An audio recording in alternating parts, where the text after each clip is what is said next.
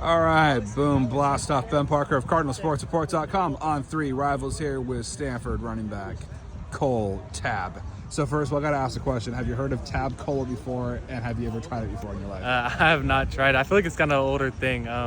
Everyone makes jokes about it, back in my hometown, but I've never tried it before, but I have heard of it. Oh, yeah. It's had a metallic taste. It's gone out of business now, so they'll probably bring it back in a special edition. But for you as a running back, talk about what has been the kind of key to you. What have you most been focusing on entering your sophomore year here in the farm? Yeah. I'd say just focus on recovery and hitting the film the most. Like the stuff I do off the field, I feel like will best translate for me onto the field, and that's how I can best, apply it to me playing good football.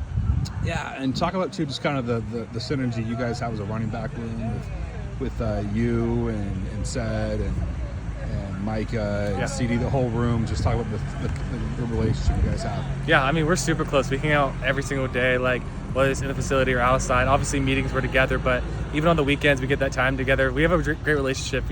We always just push each other to be the best that we can be, and so that obviously our play can show itself. Yeah, and talk about too just kind of BYU's defense. What do you know about their defense? What are the challenges they're going to pose in the run game? Yeah, they're big guys. They're big up front. Their guys can run. Obviously, we know our plan. We're gonna hit them in the mouth. Run the ball, be physical. We're gonna spread the ball around. We're gonna make plays. Yeah, and talk about too just kind of what was kind of the main emphasis that Coach Agnew was had with your unit going into this week. Yeah, it was just be decisive, make decisive decisions, and run through contact. They're long, they're going to get arms on. We got to run through arm tackles, got to make plays. Yeah, and talk about Micah Ford, just kind of had a 100-yard rushing performance. What areas of his game have you seen the most growth from him from last year to this year? From last year to this year for him, his yards after contact probably is the biggest thing. I feel like everyone can see. He's forcing missed tackles. He's making plays all over the field in space and tight spaces. He's always fighting for those extra yards, for the staple in our running back room. Obviously he had an amazing game there. He's gonna have an amazing game at BYU, and he's gonna keep getting better.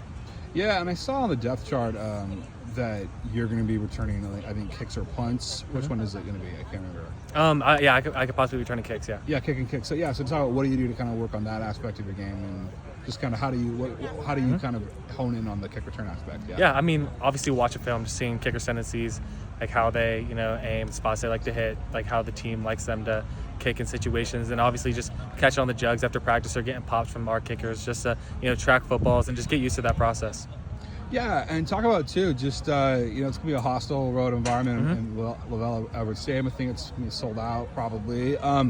Just talk about kind of the excitement going into a hostile road game, and how fun of a challenge that can be. Yeah, it's gonna be loud. Obviously, last year I wasn't able to experience the Syracuse game on the road, but a lot of the guys said those big road game wins and those hostile environments are the best ones. So we're going over there with that exact thing in mind. Yeah, and also too, just kind of talk about kind of collectively as an offense, what do you guys need to do to maybe be a little bit more productive than you were at week 0? Yeah, I think we just need to run the ball on our terms, not get forced, stay ahead of the chains, not get forced into situations you don't want to be, and then, get Ben Start. He's going to throw the ball around. He's a great player. He's going to make plays for us, and we got receivers on the outside that can make plays. Obviously, we have the best side in the country, so I think we're going to dominate. Yeah, and kind of for you, how much pride do you take in kind of being kind of a shifty kind of and power running back at the same time? You can seem to do both things well, bring some power, bring some speed, bring some agility.